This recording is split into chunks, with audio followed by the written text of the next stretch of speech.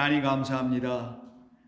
저희들은 주님께서 허락하신 이 귀한 하루를 살아갈 때에 주님의 뜻 가운데서 주님의 말씀을 지켜가며 살아가는 복된 하루가 되게 하실 줄로 믿습니다. 그 일을 위해서 저희들에게 일용할 양식을 날마다 주심으로 그 양식으로 우리가 강건하여져서 주님 나라의 백성으로 새롭게 지어져가는 줄로 믿습니다. 오늘도 저희들에게 하늘에서 내려주시는 일용할 양식을 저희들의 영혼이 섭취하여 우리들의 영혼의 삶이 흥왕하는 삶이 있게 하여 주시옵소서. 예수님의 이름으로 기도드립니다. 아멘. 자, 하나님의 말씀 나눕니다. 오늘은 누가복음 4장 22절 이하 30절에 있는 말씀입니다. 누가복음 4장 22절 이하 30절입니다. 그들이 다 그를 증언하고 그 입으로 나오는 바 은혜로운 말을 놀랍게 여겨 이르되 이 사람이 요셉의 아들이 아니냐. 예수께서 그들에게 이르시되 너희가 반드시 의사야 너 자신을 고치라 하는 속담을 인용하여 내게 말하기를 우리가 들은 바 가버나움에서 행한 일을 내 고향 여기에서도 행하라 하리라. 또 이르시되 내가 진실로 너희에게 이르노니 선지자가 고향에서는 환영을 받는 자가 없느니라.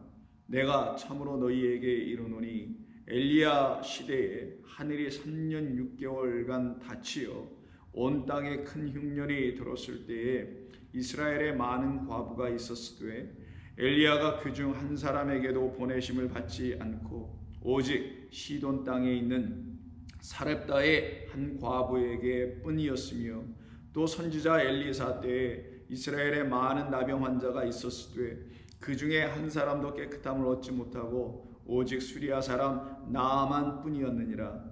회당에 있는 자들이 이것을 듣고 다 크게 화가 나서 일어나 동네 밖으로 쫓아내어 그 동네가 건설된 산 낭떠러지까지 끌고 가서 밀쳐 떨어뜨리고자 하되 예수께서 그들 가운데로 지나서 가시니라. 아멘. 자, 오늘 본문은 어제의 말씀과 연이어 일어나는 말씀입니다.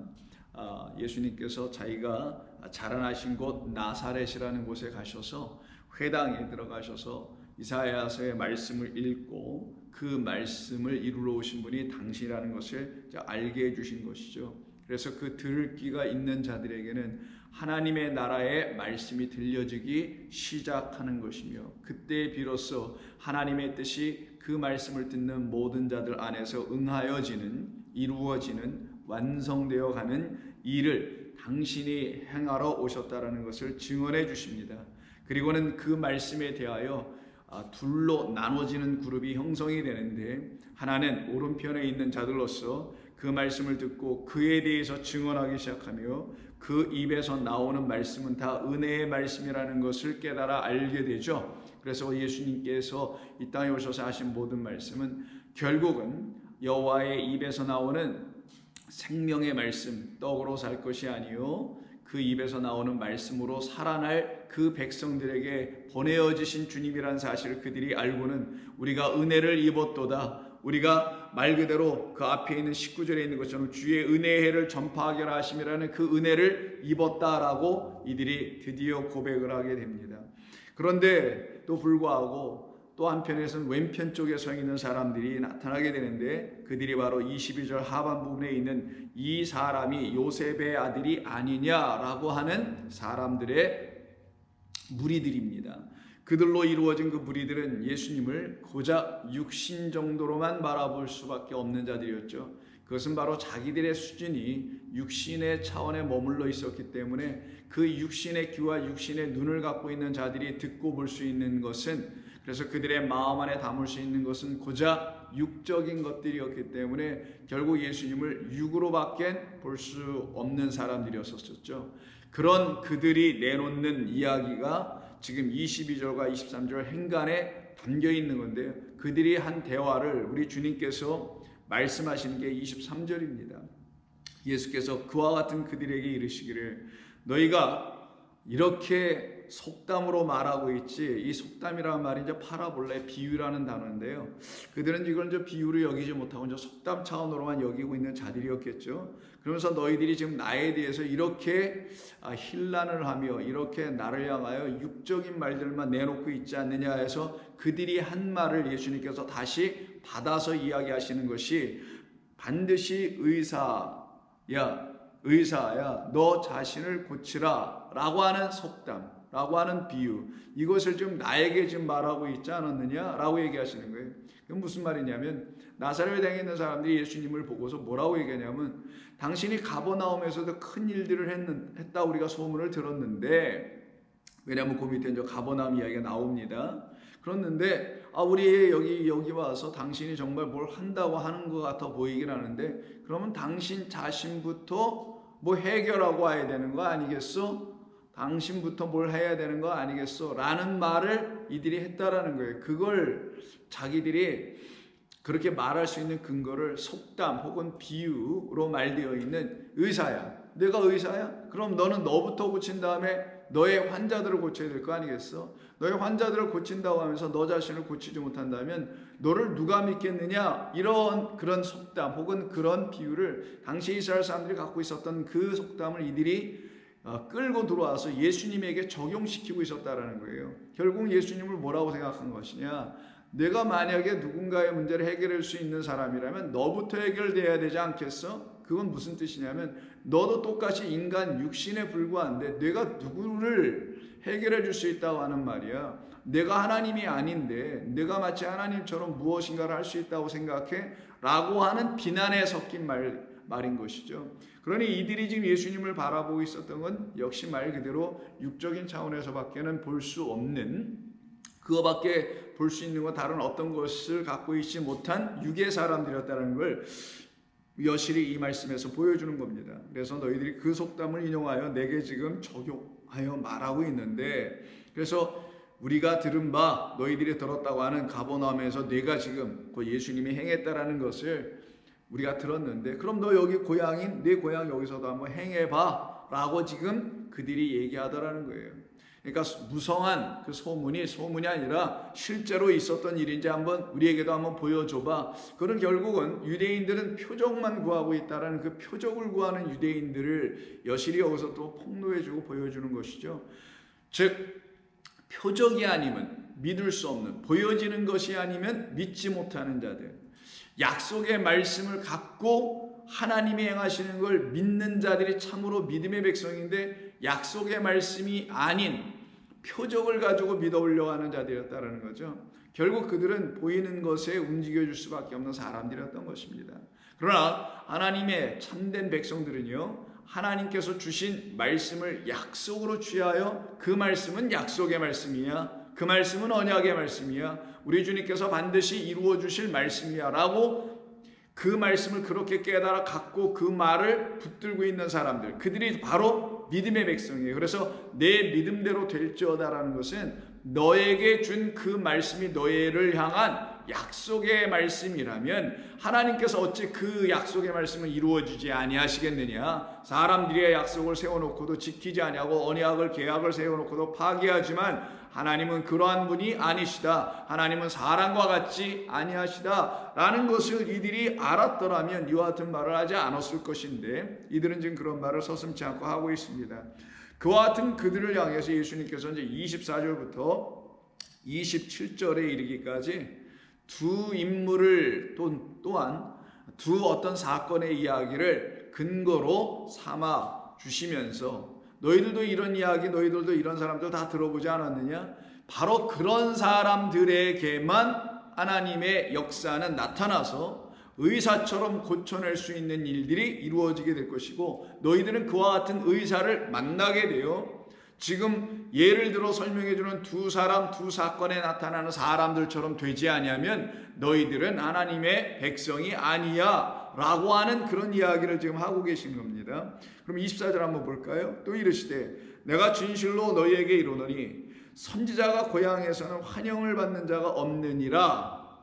내가 참으로 너희에게 이르노니 이 두 개가 다 진리라는 거예요. 선지자가 고향에서, 고향이라는 건 아버지의 땅이라는 문자적 의미거든요. 그 아버지의 땅에서 선지자들은 대접을 못 받고 있었다. 환영을 못 받다. 이 환영이라는 단어가 그 앞에 19절에서 주의 은혜에 할 때 은혜에 해당되는 똑같은 단어 데코토스라는 단어예요. 이 단어는 좋아하다, 환영하다, 그 다음에 사랑하다, 호의를 베풀다, 이런 다양한 의미가 있어요. 그렇죠. 환영한다는 건 호의를 베푸는 것이며 사랑하는 것이며 은혜를 베풀어 줄 때나 환영을 하고 환영을 받는 것 아니겠어요? 같은 이야기죠. 그러면 이 선지자, 고향에 온 선지자, 은혜를 베풀러, 사랑을 베풀러, 하나님의 긍휼을 가르치러 온 선지자를 환영하지 않았다라는 것은 이들에게 하나님의 은혜가 임하여 있지 않다라는 걸 말하며 하나님의 은혜를 거부하고 있다라는 걸 말하는 거예요. 어떤 은혜를 거부하고 있을까요? 그 선지자들이 주는 그 은혜는 거부했다라는 거예요. 참 선지자들을 계속 보내셨거든요. 그 선지자들이 주시는 하나님의 은혜 이야기는 거부하고 거짓 선지자들이 주는 거짓된 하나님의 은혜, 하나님의 은혜가 아닌 거짓된 은혜를 사모하는 자들이었다라는 거예요. 그러나 예수님께서 다시 그 은혜 이야기 다시 와서 꺼내시는 이야기는, 환영이라는 말을 가지고 꺼내시는 이야기는, 너희가 그 은혜를 전해주는 그 선지자들은 전부 다 죽이거나 돌로 쳐서 죽이거나 거부하거나 박해하거나 하지 않았느냐. 그래서 지금 그 선지자의 마지막 완성의 선지자로 나 또한 너희들의 이 아버지의 땅에서 환영받고 있지 못하다는 사실을 너희들이 진리로 알아야 해 라고 지금 말씀하시는 것이었으며, 25절에서는 내가 참으로라고 또 번역을 했는데요, 이 참으로라기보다는 진리를 향하여, 진리를 위하여, 아니면 진리 안에서예요. 내가 진리를 위해서 진리 안에서 참된 말을 가지고, 이런 말이겠죠. 너희에게 이르노니, 진리의 말씀을 가지고 너희에게 이제 이를 것이다, 가르칠 것이다 라고 하시면서 엘리야 시대에 하늘이 3년 6개월간 닫히어 온 땅에 큰 흉년이 들었을 때에 엘리야 그 선지자를 그 이스라엘 백성 중에 한 과부에게 보내시는 그 이야기를 여기서 예수님께서 끌고 들어오셔서 그들을 가르치십니다. 같이요, 3년 6개월 동안 하늘이 닫히어서 온 땅에 흉년이, 큰 흉년이 들었을 때에 이스라엘에 많은 과부가 있었을 때 엘리야가 그중 한 사람에게도 보내심을 받지 않고 오직 시돈 땅에 있는 사렙다 한 과부에게 뿐이었다. 다른 이도 아니고 한 과부에게만 보냄을 받았는데, 이 사렙다 과부라는 사람은 사렙다라는 지역, 그 시돈 땅, 이방 땅이죠. 그곳에 있는 한 과부고, 나머지는 이스라엘이라는 그 많은 과부, 즉 아버지의 집, 고향이라고 할 수 있는 그 이스라엘 집에는 수많은 과부가 있었을 때 거기로 보내심을 받지 않았다라는 거예요. 두 번째 이야기는 그 엘리야의 그 제자였던 엘리사라는 선지자가 하나님의 일을 감당하고 있었을 때 한 또 다른 이야기를 합니다. 27절, 또 선지자 엘리사 때에 이스라엘에 많은 나병 환자가 있었을 때 그 중에 한 사람도 깨끗함을 얻지 못하고 오직 수리아 사람 나아만 뿐이다. 시리아니까 또 이방 사람이네요. 나아만 장군 그 사람만 깨끗함을 입었다라고 합니다. 근데 여기서도 똑같이 뭐라고 하냐면 이스라엘의 많은 나병 환자에겐 그 엘리사가 보냄을 받지 않고요. 그리고 엘리사를 만나려고 하는 그 나병 환자들은 없었고, 오직 그 시리아 사람 나아만이라는 장군만 이 엘리사 선지자를 만나게 되었다. 그래서 깨끗함을 얻었다라는 거예요. 예수님께서 지금 25절부터 27절까지 두 개의 이야기, 두 개의 사건, 두 부류의 사람을 놓고 지금 말씀을 하시는데, 여기에는 어떤 규칙적인 패턴이 있습니다. 유형이 있는데요. 어떤 유형이 있냐면 25절을 보시게 되면 이스라엘에 많은 과부가 엘리야 때 있었다고 하고요. 27절에는 엘리사 때에는 이스라엘에 많은 나병 환자가 있었다고 하여 이 둘을 서로 대조하며 같은 것으로 묶어 놓고 있습니다. 그리고 다시 26절에 가서 보시면은 엘리야가 그 중에 어떤 사람에게도 하지 아니하고 오직 이방 땅에 살고 있는 사르밧 과부 혹은 사렙다 과부에게만 보내심을 받았다고 하는 보내심에 대한 것을 이야기하고 있고요. 27절에서는 엘리사 때에는 엘리사 때 그 나병 환자들, 이스라엘에 모든 나병 환자 있었음에도 불구하고 그들 중에 어떠한 사람도 고침을 받지 못한 이유는 그들이 엘리사에게 찾아오지 않았기 때문이라는 거예요. 그러나 한 사람만 찾아오죠. 누구냐? 바로 시리아 사람 나아만만 그 엘리사에게 찾아와서 그가 고침을 받았다라는 거예요. 그럼 엘리야 때는 엘리야가 그 과부에게 보냄을 받는 엘리야가 되고요. 그리고 엘리사 때는 그 엘리사라는 선지자에게 사람들이 찾아오게 되는 일이 벌어지더라는 거예요. 그러면 엘리야와 엘리사라는 두 선지자를 통해서 우리 주님께서 하시고 싶어 하시는 말씀이 담겨 있는 것이겠죠. 그것은 엘리야는 먼저 온 선지자요, 엘리사는 나중 온 선지자를 말하는 것이며, 마치 엘리야 먼저 온 선지자 누구? 이 본문의 문맥 속에서는 세례 요한을 말할 수도 있는 것이며, 그리고 나중 온 선지자는 그 모든 선지자의 강령의 끝에서 그 선지자들이 했던 모든 것이 무엇인지를 알려주는 나중된 완성의 선지자인 당신 예수 그리스도를 말씀하는 것이라고 볼 수 있는 것입니다.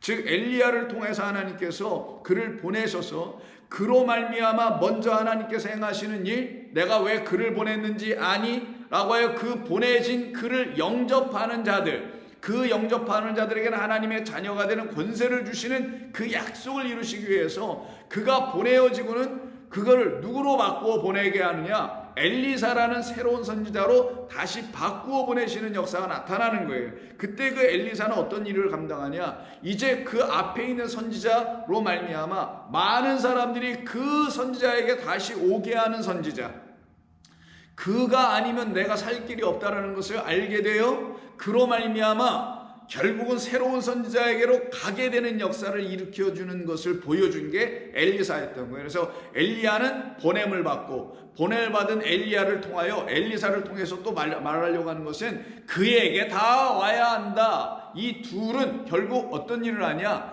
살려내는 일을 하게 된다라는 거예요. 그리고 더 나아가서 이 엘리야 때와 엘리사 때에 각각 그 사르밧 과부라든가 혹은 나아만 장군이라든가 이와 같은 사람들의 이야기를 통해서 우리 주님께서 하시려고 하시는 공통된 말씀이 하나 있는데, 그것이 다 무엇이냐면은 다 죽을 수밖에 없는 어떤 상황에 처해 있다라는 거예요. 3년 반 동안 비가 내리지 않아서 양식이 없어요 이제는. 그래서 마지막 양식 먹고 죽을 수밖에 없는 사렙다 과부 혹은 사르밧 과부에 대한 이야기인 것이고, 나아만은 이 자기의 몸 안에 있는 지금 몸에 퍼져가고 있는 이 문둥병이 고쳐지지 않으면 이 문둥병으로 죽을 수밖에 없는 처지에 놓여있는 한 사람, 이 각각의 사람의 이야기를 하나의 비유, 진짜 비유로 사용하여, 속담이 아닌 진짜 비유, 비유는 뜻을 가르치시는 거니까 뜻으로 알아들어야 될 그 비유로 주시면서, 사건이지만 동시에 비유로 주시면서 어떻게 이들이 살아났는지를 깨달아 알게 되면 정작 죽어가고 있는 수많은 이스라엘에 있는 과부들과 정작 죽어가고 있는 이스라엘에 있는 수많은 나병 환자들이 살아나게 될 것이다. 내가 바로 이 고향 아버지 땅, 말 그대로 아버지는 아버지 한 분, 그 아버지의 아들들이 살고 있는 것을 가르쳐주기 위해서 요 나사렛을 통하여 설명되고 있는 그 이 세상이라는 나사렛에 우리 주님이 오신 것은 그 가운데서 지금 자기가 과부임에도 불구하고, 즉 먹을 양식이 없음에도 불구하고, 먹을 양식은 그 남편이 수고하여 주는 거란 말이야. 땀을 흘려 주는 거예요. 이게 창세기 3장에 있는 것 아니겠어요? 수고하고 땀 흘리는 그 남편으로 말미암아 양식을 얻어야 되는 것이 하와의 운명이란 말이에요. 그런 사람들이 자기 남편이 없으므로, 자기를 위해서 수고하고 일해줄 분이 없으므로 양식을 갖지 못하여 여전히 남편이 없는 과부라는 사실을 알고 있지 못한 수많은 이스라엘에 있는 그 과부들에게 지금 복음을 전하러 오셨다라는 것을 우리 주님이 지금 말씀하고 있는 겁니다. 오늘은 우리가 먼저 첫 번째로 우리 주님이 예로 들어주신 엘리야 때의 그 사르밧 과부에 대한 이야기를 한번 나눠보도록 하겠습니다. 이 사르밧 과부에 대한 이야기를 구약 성경에서는 열왕기상 17장에서 말씀하는데 그 8절 이하에서부터 이야기되고 있습니다. 보시면 여호와의 말씀이 엘리야에게 임하여 이르시기를, 너는 일어나 시돈에 속한 사르밧으로 가서 거기에 머물라. 그럼 이건 뭐예요? 그 사르밧으로 보내셨다라는 거죠. 그래서 사르밧에 있는 과부 한 사람에게만 보내졌다라는 게 우리 주님께서 열왕기상 17장을 가르쳐 주시는 거예요. 이 엘리야는 보냄을 받은 선지자라는 거예요. 마치 당신이 보냄을 받고 이 땅에 오신 그 하나님의 아들인 것처럼 지금 엘리야와 당신을 하나로 이렇게 묶으시는 거고, 그리고 두 번째 이야기에서는 엘리사와 당신을 묶으시는 겁니다. 자, 그래서 가서, 그러니까 보내시는 거죠. 거기서 머물라. 내가 그곳 과부에게 명령하여 내게 음식을 주게 하였느니라. 너는 내가 정해진 대로 가기만 하면 된다라는 거예요. 이때 사르밧이라고 했고요. 우리 그 신약 성경에서 사렙다라고 했죠. 그 사렙다라고 한 것은 이 사르밧이라는 히브리어를 헬라어로 음을 변화시키는 데 있어서, 바꾸는 데 있어서 사렙다라고 발음한 것뿐이지 히브리어는 다 똑같은 차라프에라는 단어에서 나옵니다. 그럼 차라프의 뜻이 뭐냐? 그러니까 영어로 할 거 없고 쇠를 용광로 속에 집어넣고 막 녹이든지, 아니면 그 쇳덩어리를 가지고 뜨거운 그 불 속에 넣어서 시뻘겋게 만들고 나중에 그 대장장에 막 두들겨서 자기가 원하는 모양으로 만들어가는 그 모든 행위를 갖다가 단련하다 혹은 재련하다라고 하죠. refine하다 이렇게 표현도 합니다. 그것을 지금 이야기하는 단어가 이 사르밧에 담겨있는 차라프라는 거예요. 그럼 차라프라는 단어를 갖고 있는, 그 말의 뜻을 갖고 있는 지역에 살고 있는 한 사람, 그 사람은 어떤 사람이냐? 하나님이 주신 율법이라는 말씀, 하나님이 주신 이 3년 6개월간 닫혀질 수밖에 없는 이 하늘, 첫째 하늘 말합니다. 그 첫째 하늘만 바라보는 자가 아닌 그 첫째 하늘을 통하여 두들겨 맞고, 맞았다라는 건 뭐 고난 역경이 아니라 그 첫째 하늘을 두들겨서 결국은 그것을 하나님이 원하신 둘째 새 하늘과 새 땅을 우리에게 주시려고 하시는 것이 무엇인지를 깨달은 그 남편이 필요한 그 과부를 사렙다의 과부라고 지금 얘기하는 거고요. 사르밧에 있는 과부라고 얘기하는 거예요. 그러면 그 과부들은 저와 여러분들을 지금 이야기하고 하려고 하는 과부들인 것이지, 어떤 진짜 무슨 과부를 이야기하는 것이 아니라는 걸 여러분이 알아들을 수가 있죠. 왜냐하면 우리도 똑같이 그 사렙다의 과부처럼 이 첫째 하늘 3년 6개월 동안 비가 내리지 않고 있는 그 하늘 아래에 있는 사람들이란 말이에요. 그러면 이 하늘이 어떻게 돼요? 두들겨 맞아서 refine, 완전히 두들겨 맞아가지고 하나님이 원하시는 새 것으로 바뀌어져야만이 또 다른 3년 6개월, 그 1260이라고 했죠. 그 1260일 동안 하늘에서 3년 6개월 동안 비가 내려서 우리 안에 하나님의 것으로 채워져 물과 양식을 가질 수 있는 자들로 만들어 가시는 뜻을 이 차라프라는 말 안에 담아놓은 것입니다. 자, 그렇다면 이 과부에게 이제 보내어져 갑니다. 그럼 그 과부는 먹을 양식이 있기 때문에 이 누굽니까? 지금 가뭄의 시대에도 어디 가도 먹을 것이 없는데 이 여인에게만 보냈다는 것은 이 과부에게만 그 양식이 있기 때문이라는 거예요. 그럼 그 과부가 갖고 있는 양식이 뭔지 알겠죠? 단순히 먹는 그런 양식을 의미하는 것이 아니라 하나님께서 그들에게 주신 3년 6개월, 첫 번째 3년 6개월입니다. 이때 갖고 있는 양식, 그래서 율법이에요. 두 번째 3년 6개월, 그 양식을 아직 갖고 있지 못한 상태에 그 양식은 누가 준다 그랬어요? 그 남자가 땀을 흘리고 수고하여야 라고 하는 그 진짜 신랑이 와서 이에게 양식을 줘야만이 또 다른 3년 6개월이 열려서 3년 6, 3년 6 하면 3년 반, 3년 반 해가지고 뭡니까? 7년이 되는 거예요. 이게 7으로 완성되는 걸 설명하는 거란 말이에요. 자, 그러니 이 여인에게는 첫 번째 양식 율법을 갖고 있다는 거예요. 근데 그 율법만 먹고 나면 어떻게 돼요? 사망과 죄 가운데서 신음하는 것밖에 되지 않는단 말이에요. 그래서 그에게 보내십니다. 그리고는 그 여인에게 뭐라고 하냐면 나에게 떡 한 조각을 가지고 내와라, 만들어 갖고 오라는 거예요. 그랬더니 그가 뭐라고 하냐면은 12절에서 그가 이르되 당신의 하나님 여호와께서 살아계심을 두고 맹세하노니 나는 떡이 없고 다만 통에 가루 한 움큼과 병에 기름 조금뿐이니라. 내가 나무가지 둘을 주워다가 나와 내 아들을 위하여 음식을 만들어 먹고 그 후에는 죽을 수밖에 없는, 죽으리라 이렇게 얘기해요. 왜? 더 이상 먹을 것이 없으니까. 그럼 이들에게는 하나님께서 살려내시기 위해서는, 이들을 살려내시려면 먹을 거 주셔야 된다는 거죠. 그래서 엘리야가 뭐라고 하냐, 그에게 이르되 두려워하지 말라. 가서 내 말대로 하려니와 먼저 그곳으로 나를 위하여 작은 떡 한 개를 만들어 내게를 가져오고 그 후에 너와 내 아들을 위하여 만들라. 만들 거 뻔히 없는 거 알면서도 만들라라고 한 건 만들 수 있도록 줄 거라는 거겠죠. 누가? 엘리야가 주는 게 아니라 엘리야를 보내신 여호와 하나님께서 주실 거라는 걸 지금 얘기하는 거죠. 그러니 너는 두려워하지 말라. 성도님들 똑같은 거예요. 우리도 여러분들도 두려워하지 말라는 거예요. 이 첫 번째 율법이 여러분들에게 이제는 먹고 끝나는 양식이 돼야 돼. 이걸 계속 먹는 게 아니라 이거 한 번 먹고 끝나고 난 이것만 먹어서는 안 됩니다. 이건 내가 더 이상 먹을 수 없습니다. 내게 당신만이 주실 수 있는 새 양식, 그걸 주시옵소서. 그걸 주신다라는 거에서 두려워하지 말라라는 거예요. 여러분이 하나님의 말씀 때로 안 들리기도 하고 이해가 안 되기도 하고 깨닫지 못할 때가 있고 막 이런 때가 있으리라 생각합니다. 두려워하지 말라라는 거예요. 여러분이 할 수 있는 것은 이 말씀이 약속, 누구를 위한? 여러분을 위한, 어떤 사람처럼 이 사르밧에 있는 이 과부처럼 똑같은 처지와 입장으로 살아갈 수밖에 없는 모든 영혼들인 우리를 위해서 하나님께서 이 같은 말씀하셨다는 걸 알으라는 거예요. 14절 이스라엘의 하나님 여호와의 말씀이니 나 여호와가 비를 지면에 내리는 날까지 그 통의 가루가 떨어지지 아니하고 그 병의 기름이 없어지지 아니하리라 하셨느니라. 염려하지 말라.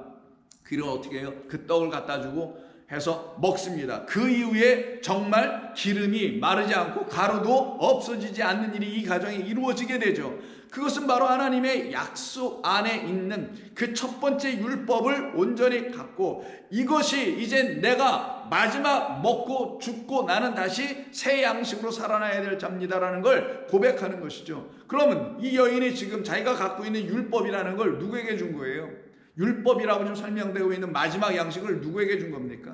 그 엘리야에게 줬죠. 엘리야는 그걸 먹었습니다. 그리고 엘리야가 다시 내놔줘야 되는 게 있어야 되잖아요. 약속한 대로. 그게 뭐라고요? 절대로 떨어지지 않는 양식을 내줄 거라는 거예요. 떨어지지 않는, 끊임이 없는, 쉼이 없는, 끊임없이 우리에게 공급해 주시는 양식으로 다시 엘리야가 바꿔주는 거예요. 선지자는 바로 그 일을 했다는 걸 말하는 거예요. 그 선지자는 어떤 일을 한 거냐? 하나님의 말씀이라는 율법이라는 첫 번째 양식 혹은 첫 번째 물, 하늘에서 내리는 이른 비를 가지고 영원히 마르지 않게 하는 두 번째 양식인 바로 그 늦은 비를 끊임없이 공급해 주시는 기름, 곧 하나님의 영의 말씀이다라는 거예요. 그 말씀을 이 여인이 받아야 된다라는 거예요. 그 영으로 다시 이들이 어떻게 돼요? 죽고 살아남의 역사가 나타나는 거예요. 그래서 이 양식을 먹었는데 이 양식은 결국은 어떤 양식이 되냐? 참으로 하늘에서 오는 양식이라는 걸 가르치는 양식인 것뿐이지 진짜 이런 마르지 않고 끊어지지 않는 그런 가루와 밀가루와 무슨 기름을 먹는 게 아니니까 이것은 먹고 너희들이 끝이 나야 되고 영원히 죽지 않게 하는 생명의 양식 하늘의 만나를 먹어야 해 라는 걸 가르쳐 주시려고 이 집에 아들이 하나 있었잖아요. 아들이 갑자기 죽어버려요. 그러나 그 죽은 아들을 어떻게 합니까? 엘리야가 살려낸단 말이에요.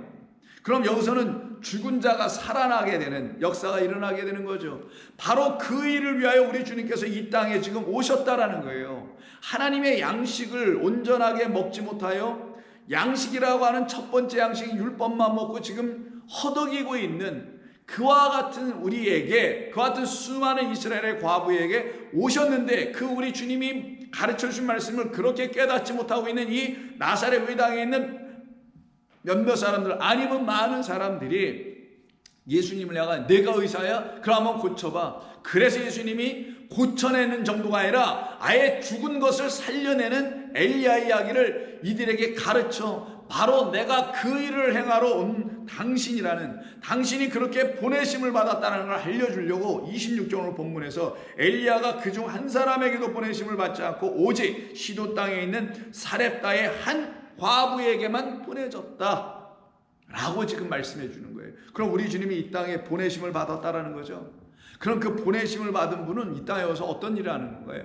양식 없어서 죽어가고 있는 이 땅에 양식을 가지고 온 하나님의 아들이었다라는 걸 가르치는 거잖아요. 그래서 그것을 잘 설명해 주는 또 다른 비유 중에 하나가 두 아들에 대한 이야기. 소위 여러분이 알고 계신 탕자의 비유를 알고 있는 두 아들 중에 첫째 아들과 둘째 아들이 있잖아요. 그 첫째 아들은 율법을 설명하는 거였고 율법을 주는 아들이었고, 둘째 아들은 뭐예요? 그 율법을 먹을 수 있는 양식으로 다시 내어주러 온 자가 바로 그 둘째 아들이라는 걸 설명하는 것이죠. 근데 그 둘째 아들이 주는 양식을 온전한 것으로 먹지 못하면 그 땅은 기근이요 가뭄이요 죽음이라는 걸 가르쳐 주는 거예요.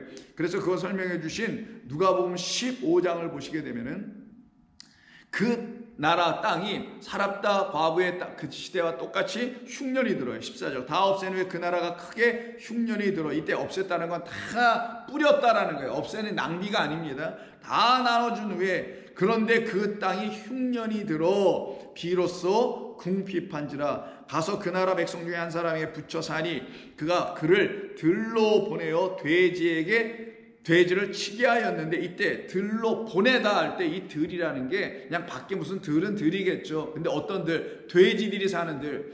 하나님의 말씀, 예수님이 이런 얘기 하시죠. 내 말을 돼지에게 던져주지 말라. 진주를 던져주지 말라는 비유로, 그럼 그게 뭔지를 몰라서 발로 밟아버릴 것이다라는 그런 돼지들을 얘기하는 거예요. 짐승을 놓고 비유로 쓰시는 겁니다. 이스라엘에 있는 수많은 과부, 이스라엘에 있는 수많은 돼지들, 이스라엘에 있는 수많은 나병 환자들과 똑같은 맥락인 거예요. 그 돼지들에게 이 둘째 아들이 보내어져요. 그리고 돼지들을 친다는 건 돼지들에게 뭐예요? 양식을 주는 거죠. 먹을 걸 주는 게 돼지 치는 거잖아요. 그 일을 하러 보냄을 받은 자가 바로 여기서 보내다가 펜포, 오늘 본문에서 똑같이 보낸 펜포인데, 이렇게 보냄을 받고 온 거예요. 근데 그들이 양식이 없어 좀 죽어가고 있는 모습, 거기에 대하여 17절에 뭐라고 이 아들이 얘기하냐. 이에 스스로 돌이켜 이르되 내 아버지에게는 양식이 풍족한 품꾼이 얼마나 많은가, 내가 여기서 죽을 수 없지 라고 하는 말로, 이 말을 듣는 청취자, 예수님의 제자들, 예수님을 따른 수많은 사람들로 하여금, 그치, 여기 이 세상에는 그 양식 없지, 오직 진짜 아버지 집에만 있지 라는 걸 가르쳐주는 말씀이죠. 그래서 그 아버지 집에는 풍족한 양식, 거기가 진짜 하늘이고 거기가 진짜 땅이라는 거예요. 새하늘과 새 땅이라는 거예요. 거기에는 비가 끊임없이 내리는, 하늘에서 생명수가 그들 가운데 흘러내리는 곳이라는 걸 말씀합니다. 아니나 다를까요? 집으로 돌아왔더니 소를 잡죠. 먹을 것이 풍족한 그 이야기로 쭉 그려내고 있죠. 그래서 우리 주님이 이 땅에 이와 같은 양식을 주시는 분으로 보내심을 받았다는 이야기를 그 다음 장 16장에서도 똑같이 말씀하고 있습니다. 여러분 잘 아시는 부자와 그 거지라고 표현되어 있는 가난한 자 나사로에 대한 이야기인 16장 19절 이하에서도 이 말씀이 또 등장을 합니다. 한 부자가 있어 자색 옷과 고운 베옷을 입고 날마다 호화롭게 즐기더라. 그런데 나사로라는 이가 거지인데 헌데투성이고 그가 그의 대문 앞에, 그러니까 그의 집 밖에 있는 거예요. 버려진 채로 그 부자의 상에서 떨어지는 것으로 배불리려 하며 심지어 개들이 와서 그 헌대를 핥더라. 자, 그러면 이 이야기를 우리 주님께서 하시는 이유는 그 부자들은 그 집 안에서 뭔가를 먹고 우리는 든든해, 부유해, 우리는 많은 것을 갖고 있어, 복을 받고 있어, 뭐 이렇게 하고 있다는 사람과 그 사람의 집 바깥에 있는, 그래서 그 집에, 그 부자의 집에 거하지 아니하고 그 밖에 있어서 그 상에서 떨어지는 것을 먹고 있는, 마치 개가 와서 핥다 그렇죠. 개들이나 주워 먹어야 할 그 상에서 떨어지는 것, 그것을 먹고 있는 자, 이 자를 누구라냐면 나사로라고 지금 하고 있어요. 자, 그럼 이 주인의 상에서 떨어지는 것, 이거 많이 들어본 거죠. 수로보니게 여인 누구로 얘기하지 않습니까? 내 지금 딸이 귀신 들려 죽어가고 있는데, 그랬더니 예수님이, 자, 이방인들은 내 백성이 아니기 때문에 그들은 하나님의 거룩한 양식을 먹을 수 있는 사람들이 아니야. 개에게는 그런 것을 주지 않지. 그랬더니 그 여인이 뭐라 합니까? 개들도 그 주인의 상에서 떨어지는 그 부스러기를 먹고 연명하고 있지 않습니까? 라고 하는 말을 예수님께 다시 답변으로, 믿음의 말로 그 여인이 드리죠. 똑같은 얘기인 거예요. 지금 이 누가복음 16장에서 이 거지 나사로 이야기도, 이 거지 나사로도 똑같이 어떤 사람이냐, 그 수로보니에게 여인과 같이 똑같이 그 주인의 상에서 떨어졌다, 던져졌다. 이 말은 무슨 말이냐면, 그 주인이라는 이 부자는 이 음식을 먹고, 이거 별것도 아니네, 툭 개한테나 던져줘. 마치 성전의 건축자들이 돌을 자기들이 원하는 돌로 만들기 위해서 돌을 쳐서는 쪼가리 돌을, 이거 쓸데없나 이렇게 버리는 것처럼. 근데 그게 뭐가 돼요? 새로운 성전의 머리가 되는 기초석, 머리가 돼버리죠. 마찬가지예요. 그가 볼 때는, 부자가 볼 때는 하찮은 거였지만, 그 나사로가 볼 땐 나는 그거 없으면 안 됩니다. 마치 수로보니게 여인처럼 난 그거 없으면 안 됩니다. 나에게 그것만이라도 주세요라는 게 아니라 나는 그것만 먹어야 되겠습니다라는 거예요. 그것이 아니면 난 안 됩니다. 어떤 거? 내 아버지가 주시는 그것을 나는 꼭 먹어야 되겠습니다. 그런데 이 부자는 그 아버지가 주시는 그것을 먹지 못하고 자기의 생각으로 먹을 때에 이건 별것 아니라고 버려진 거, 근데 아버지가 보시기엔 진짜인 거, 이거를 지금 취하고 있는 자. 그래서 부자가 볼 때는 가난한 자지만 하나님이 보실 때 가난한 것 같으나 부유한 자요, 많은 것을 가진 자로다, 많은 자들을 부욕케 하는 자다라는 사람이 지금 나사로예요. 나사로의 뜻은 나제르에서 나온 거니까 하나님이 도우신다라는 거죠. 하나님께서 이 나사로를 그럼 이 집에 보내주신 거잖아요, 사실. 그래서 그 주인으로 하여금, 부자로 하여금 이 나사로, 보내진 나사로를 통해서 깨달아 알게 해주시려고 보내줬던 거 아니겠습니까? 근데 이들이 다 죽어요. 한 사람은 아브라함의 품에 들어가고 한 사람은 뜨거운 불 속에 들어가게 됩니다. 그때 24절에서 이렇게 얘기합니다. 불러 이르되, 누구를? 나사로를 보고서는, 아브라함 품에 있는 나사로를 보고 불 속에 있는 그 부자가 불러 이르되, 아버지 아브라함이여, 나를 긍휼히 여기사 나사로를 보내요. 이 얘기를 합니다. 이 보내요다라는 게 오늘 엘리야를 그 사르밧 과부에게 보내셨다는 똑같은 보내요, 펜포예요. 보내요. 이미 보내줬는데 또 보내달라고 그래요. 넌 늦었다라는 거예요. 이미 내가 보내줬는데, 그 보내줬을 때 너희가 나를 어떻게 해요? 고향에서 나를 배척하여 나를 떠나보내게 하고 나를 영접하지 않고 환영하지 않았다라는, 지금 나사렛 회당에 있는 이들과 지금 이 부자는 똑같은 사람이라는 걸 보여주는 거예요. 그래서 나사로를 보냈음에도 불구하고 다시 그 나사로를 보내달라고 얘기해요. 그리고 요구하는 게 뭡니까? 그 손가락 끝에 물을 찍어 내 혀를 서늘하게 하소서. 진짜 물이 이에게 없었기 때문에 결국은 이 불속이라는 이 물이 없는 그곳에 이가 지금 빠져들어가고 있는 건 아니었겠어요? 내가 이 불 속에서 괴롭습니다 라고 하니, 그때 아브라함이 이르기를, 얘야, 너는 살았을 때 좋은 것을 받았고 나사로는 고난을 받았으니, 원래 고난이 아니라 악한 것을 받았으니 이것을 기억하라. 그게 무슨 말이겠습니까? 나사로에게 율법은, 그리고 너에게 율법은 서로 이렇게 보여줬었지, 너에게 그 율법이라는 것은 좋은 것으로 너 생각했었지. 근데 그 율법은 너를 죄와 사망, 너에게 죄와 사망이 있는 것이라고 가르치는 것이었는데, 너는 그렇게 듣지 못했기 때문에 율법, 나 이거 지키면 나 천국 가, 하나님의 백성 돼, 아들 돼 라고 하여 너 이거 좋은 것으로만 여겼지, 아니었단다. 반면에 나사로는 고난을 받았으니 이거 오역이고요, 카코스, 악한 것이에요. 악한 것을 받았다. 뭐예요? 나사로란 존재들은 어떤 사람들이냐? 전부 다 이 하나님의 말씀은 나를 향하여 말씀하시면, 너 죄인아, 너 연약한 자요, 너 의원이 없으면 살 길이 없는 자요, 너 돌이키지 않으면 살 길이 전혀 없는 자요. 그래서 그런 말만 주는 악한 말처럼 들려졌다라는 거예요. 그런데 그 말로 들은 사람들은 오히려 어떻게 돼요? 아브라함의 품에 들어가고 좋은 것으로 취한 자들에게는, 그것도 물론 자기 생각으로 좋은 것으로 취한 자들에게는 불 속에 들어갔다라는 거예요. 하나님의 말씀 율법이 나를 살려내기 위해서 나에게 먼저 죄에 대해서, 의에 대해서, 심판에서 책망하는, 그래서 처음에 들을 때 악한 말씀처럼 들려줄 수밖에 없는 그런 말이나, 그 말을 성령이 다시 깨우쳐 주시는으로 말미암아 이 말씀이 비로소 나에게 생명을 주시는, 나를 살려내는 좋은 말씀, 하늘의 말씀으로 다시 바뀌어지는 역사가 일어난 그 나사로였기 때문에 이는 아브라함의 품에 안긴 거라고 지금 얘기하는 겁니다.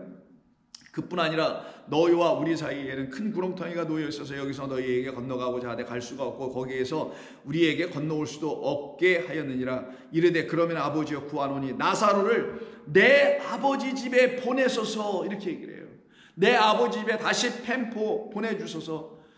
그렇게 또 요구함. 좀 전에 자기에게 보내달라고 했다가 그 나사로, 그럼 나는 늦었으니 내 형제들이 있는 그 집에, 그 형제가 뭐예요? 많은 과부들이 있는 곳이죠. 그 형제가 누구예요? 많은 문둥병자가 있는 자기의 집, 그 집, 아까 그 대문 안쪽에 있는 그 집, 말 그대로 이스라엘, 우리는 성민이어서 그 안에 들어왔다고 스스로 생각하고 있는 그 집에 보내주소서. 내게 형제 5이 있으니 그들에게 증언하여 이르되 그들로 이 고통받는 곳에 오지 않게 하소서. 아브라함이 이르되 그들에게 모세와 선지자들이 있으니 그들에게 들을지니라. 먼저 보내진 그 선지자들이 나에 대해서 증언하고 나에 대해서 가르치고 있는 그 선지자들, 곧 누구예요? 하나님의 말씀을 복음으로 전하는 사도들, 복음 증거자 전도자들을 말하는 거예요. 그들이 있으니 그들이 알아서 할 거야. 그건 내가 그들을 보내는 거지 네가 보내달라고 해서 되는 게 아니야. 나의 이름으로 보냄을 받은 그 선지자 사도 종들이 있다라는 거예요. 이 땅에는 이미, 이 집에는 이미 있다라는 거예요. 이르되 그렇지 아니하니이다. 아버지 아브라함이 만일 죽은 자에게서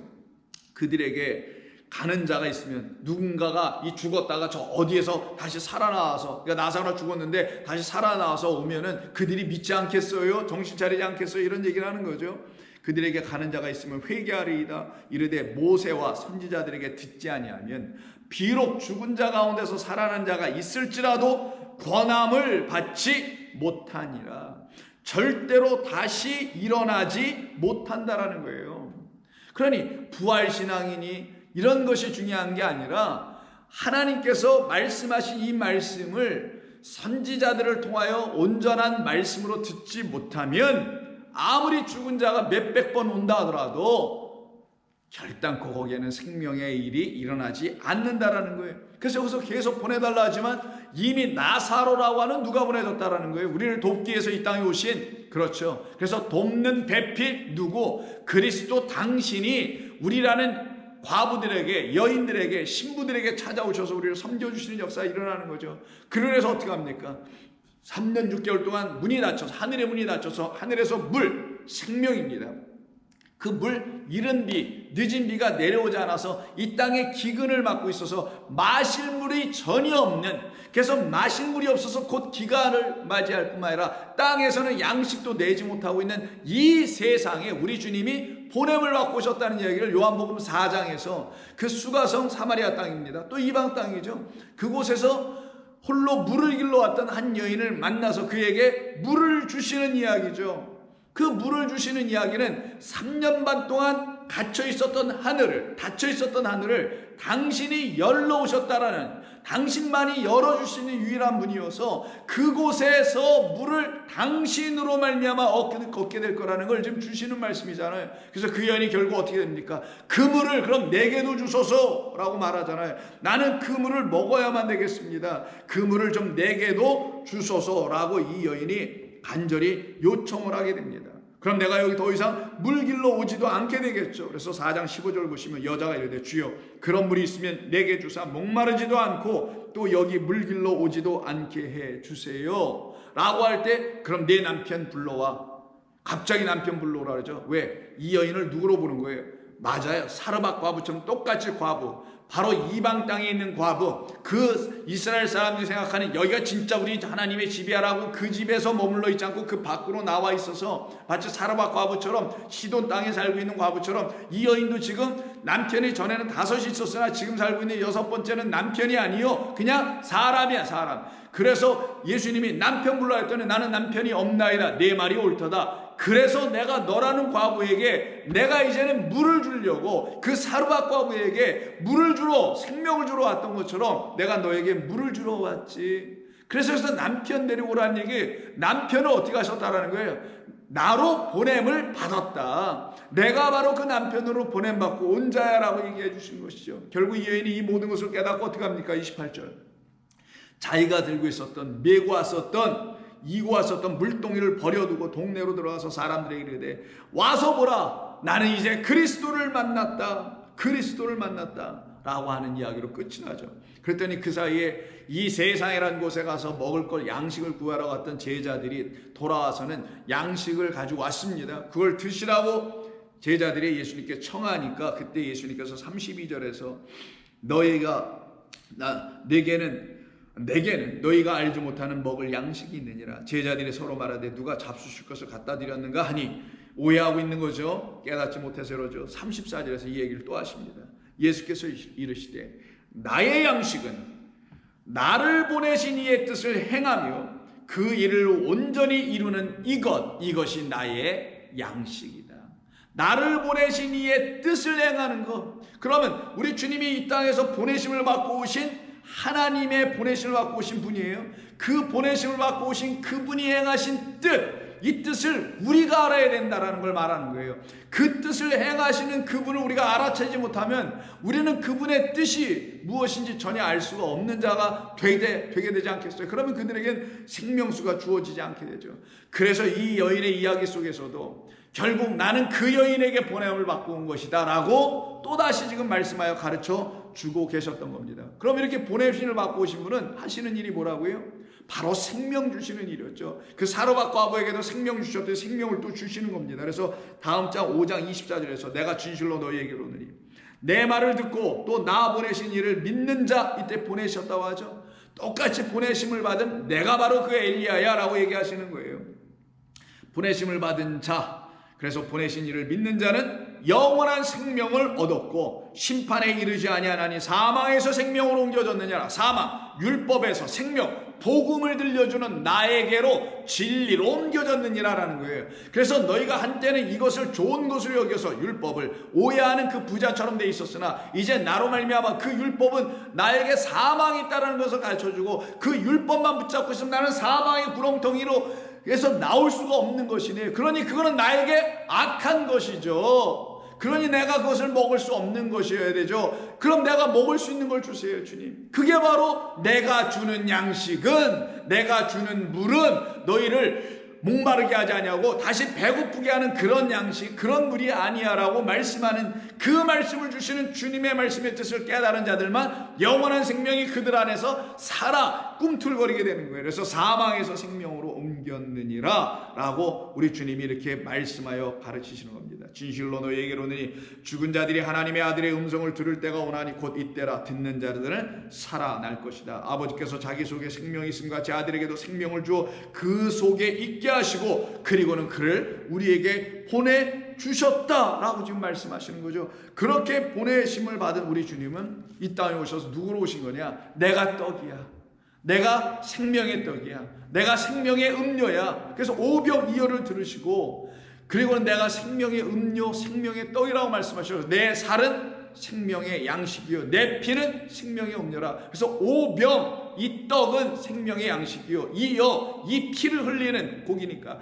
이 피는 곧 난데 내 피는 너희들에게 생명을 주는 음료라. 이게 그 다음 장이 6장 소위 오병이어의 이야기 속에서 말씀하시죠. 그리고 우리 주님께서 뭐라고 하십니까? 바로 내가 그것을 위해서 너희에게 보냄을 받고 온 것이야 라고 하셔서 38절에서 내가 하늘에서 내려온 것은, 보냄을 받은 것은 내 뜻을 행하려 함이 아니라 나를 보내신 이의 뜻을 행하려 함이요 나를 보내신 이의 뜻은 내게 주신 자 중에서 내가 하나도 잃어버리지 않고 내게 맡겨진 자, 하나님은 나를 맡으러 오셨다, 우리 주님은 나를 책임지러 오셨다라고 깨달은 그들을 누구라 한다고요? 그들이 바로 그들을 바로 하나님께서 나에게 맡겨주셨다라는 거예요. 우리 주님에게. 그럼 우리 주님이 담당하고 우리 주님이 감당할 사람들이 누구냐? 우리 주님을 나에게 보내주신 거군요. 나 때문에 우리 주님 오신 거군요 라는 걸 깨달은 사람들이 바로 하나님께서 우리 아들 그리스도에게 우리를 맡겨주셨다라는 걸 말하는 거예요. 그걸 알지 못하면 어떤 사람은 맡겨줬고 어떤 사람은 안 맡겨주는 이 이중적인 잣대로 들여다볼 수밖에 없게 되는 그런 우를 경험하게 될 수밖에 없게 됩니다. 그래서 나를 보내신 이의 뜻은 내게 주신 자 중에서 하나도 잃어버리지 아니하고 마지막 날에 다시 살리는 것이라. 내 아버지의 뜻은 아들을 보고 믿는 자마다 영생을 얻는 이것이니 마지막 내가 이를 다 살리리라. 생명을 주어서 그들을 살아나게 하시겠다라고 이렇게 분명하게 말씀하여 그들에게 보내심을 받은 당신임을 알려주시죠. 그래서 내가 생명의 떡이야, 내가 생명의 음료야, 나만이 참된 양식이야. 그래서 55절에서 내 살은 참된 양식이요 내 피는 참된 음료라. 여기 참된 했지만 진리를 주는 양식이요 진리라는 생명을 주는 피다, 음료다, 물이다 라고 말씀하는 거예요. 그러면 우리 주님은 어떻게 하시는 분이겠어요? 살리시는 분이죠. 하늘에서 내려와서 사람을 죽지 않게 하고 살리는 것. 사람을 죽지 않게 한다는 건 육신의 생명을 영원토록 살게 한다는 게 아니라 영원한 사망을 우리에게서 더 이상 있지 않게 하는 거예요. 그래서 우리는 그걸 믿고 죽어도 우리는 사는 자, 죽음으로 사는 거죠. 죽었기 때문에 살아나는 거예요. 죽어도 사는 게 아니라, 여러분 들으셔서 아시겠지만 죽었기 때문에 나에겐 생명의 역사가 일어나는 거죠. 우리 주님이 죽으셨기 때문에 나에게 생명의 역사가 일어날 뿐만 아니라 그 십자가 사건을 이야기하는 것이고, 그 십자가 사건이 나와 아무런 관계가 없고 결부되지 않으면 우리 주님은 나와 관계가 없는 죽음을 그냥 죽으신 것밖에 안 되는 거예요. 그러나 내가 그리스도와 함께 그 말씀을 듣고서는 그 죽음이 내 안에서 일어난 죽음이었구나, 곧 나의 죽음에 대한 이야기를 하는 것이구나 깨달은 자들은 율법의 그 첫 번째 양식 먹고 죽고 나는 살 길이 없습니다 이거 갖고는, 그러나 다시 오신 주님으로 말미암아 내게 참으로 살아나게 하는 양식, 참된 문료가 되신 당신만이 이제 나를 영원한 생명을 갖게 하시는 주님이십니다 라고 깨달을 때 그들에게 생명의 역사가 일어나게 되는 거예요. 그래서 6장 49절에 보면은 너희 조상들은 광야에서 만나를 먹었어도 죽었거니와 이는 하늘에서 내려오는 떡이니, 내가 바로 하늘에서 보냄을 받은 떡이니, 그 하늘이 어떻게 돼요? 3년 6개월 동안 닫혀서 물 한 방울 내리지 않지만 이제 3년 6개월이 지나서 물이 쏟아져 내는 열린 하늘, 열린 문으로 오신 그리스도 예수이시기에 나는 하늘에서 내려오는, 열린 하늘에서 내려오는 떡이니 사람으로 하여금 먹고 죽지 아니하게 하는 것이라. 나는 하늘에서 내려온 살아있는 떡이니 사람이 이 떡을 먹으면 영생하리라. 내가 줄 떡은 세상의 생명을 위한 나의 살이니라. 그러면 우리 주님이 이 땅에 오셔서 과부의 아들을 살려내는 이야기가 있어야 되지 않겠어요? 사르밧 과부가 바로 그와 같은 사람이었던 것처럼. 그래서 누가복음 7장 11절 이하에 보면 나인성에 살고 있는 한 여자 과부의 아들이 하나 있었는데 독자입니다. 그 아들이 죽어요. 12절 성문에 가까이 이르실 때 사람들이 한 죽은 자를 메고 나오니 이는 한 어머니의 독자요 그 어머니는 과부라. 그 성에 많은 사람도 그와 함께 나오거늘. 바로 사르밧 과부의 아들이 죽은 것처럼. 그러나 엘리야가 어떡합니까? 그 몸에 올라가서 덮어서는 그를 살려내는 이야기가 있잖아요. 주께서 과부를 보시고 불쌍히 여기사 울지 말라 하시고 가까이 가서 그 관에 손을 대시니 맨 자들이 서는지라. 예수께서 이르시되 청년아 내가 네게 말하노니 일어나라 하시매 죽었던 자가 일어나 앉고 말도 하거늘 예수께서 그를 어머니에게 주시니 사람들이 두려워하며 하나님께 영광을 돌리되 큰 선지자가, 이 말을 하네요. 그럼 엘리야, 엘리사 이들은 이스라엘 사람들이 최고의 선지자로 보는 거예요. 이 선지자보다 더 큰 선지자, 곧 이 두 선지자를 다 하나로 갖고 오신, 먼저 온 선지자, 나중 온 선지자, 첫 번째 떡을 주는 선지자, 나중 떡을 주는 선지자, 이른 비를 주는 선지자, 완성의 늦은 비를 주는 선지자, 이 두 선지자를 다 갖고 이 땅에 오신 큰 선지자가 우리 가운데 일어나셨다 하고, 또 하나님께서 자기 백성을 돌보셨다 하더라. 예수에 대한 이 소문이 온 유대와 사방에 두루 퍼지니라. 이 퍼지는 이야기가 세례 요한의 귀에도 들어가네요. 그랬더니 세례 요한의 제자들이 예수님에게 찾아와서 그 다음 20절에서 이렇게 물어요. 정말 당신이 우리에게 보내기로 작정되어 있는, 그 보내심을 받고 오신다고 되어 있는, 약속되어 있는 언약의 그 아들이세요? 라고 물어봐라 해서 제자들이 왔어요. 세례 요한의 제자들이. 그때 예수님께서 그들에게 대답하시기를 22절 너희가 가서 보고 들은 것을 요한에게 알려라. 맹인이 보며 못 걷는 사람이 걸으며 나병한 자가 깨끗함을 얻으며 귀 먹은 사람이 들으며 또한 이렇게 죽은 자가 살아나며 가난한 자에게 복음이 전파된다 하라. 이 말이 뭐예요? 주의 영이 내게 임하시면 가난한 자에게 복음이 전파되고 눌린 자가 거기서 벗어나고 포로된 자가 자유케 되는, 말 그대로 여호와의 은혜가 이루어지는 그 일을 위해 내가 보냄을 받았다는 게 나사렛 회당에서 우리 주님이 선포하신 메시지, 그리고 그것을 당신으로 가르쳐 주신 것이고, 그 가르침을 들은 자들은 율법의 첫 번째 것이 그들에게서 다 그들을 사망으로 죽게 하고 그리스도 예수를 영접하지 아니하면 살 길이 없다는 것을 알게 되어 예수님을 영접하여 다시 부활의 생명을 가진 자들 아닙니까? 그래서 죽은 자들이 살아나고 가난한 나사로가 다시 생명을 얻는 이와 같은 일이 일어나는 것, 이것이 바로 누가 하는 일이냐? 그 의사만 하는 일이라는 거예요. 의사. 어떤 의사? 병든 자에게만 필요한 분으로 이 땅에 오신 그 의사, 그 의사가 아니면 이런 일을 감당해 줄 수 있는 분이 아무도 없다라는 거. 그런데 이들은 뭐라고 그랬어요? 내가 정말 의사야? 그러면 내가 벌써 너를 먼저 한번 고쳐봐봐. 이렇게 얘기하고 있는 그 사람들을 우리 주님이 나로 말미암아, 오늘 지금 7장 23절입니다. 실족하지 않아야 해. 나로 말미암아 실족하지 않는 자들이 복된 자들이야.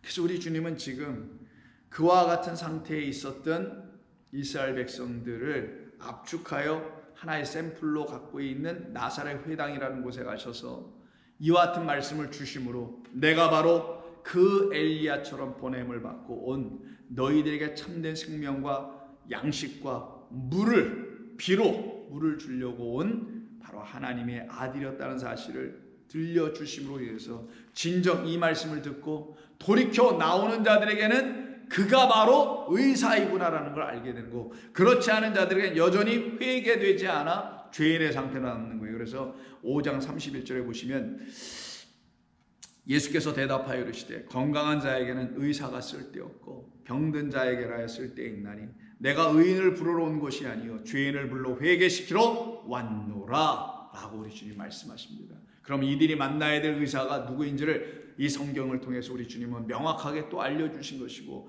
그들을 살려내실 수 있는 유일한 하늘에서 오신 의사는, 그들의 영혼의 생명을 주실 수 있는 의사는 그리스도 예수 한 분이라는 사실입니다. 여러분은 정말 그렇게 살아갑니까?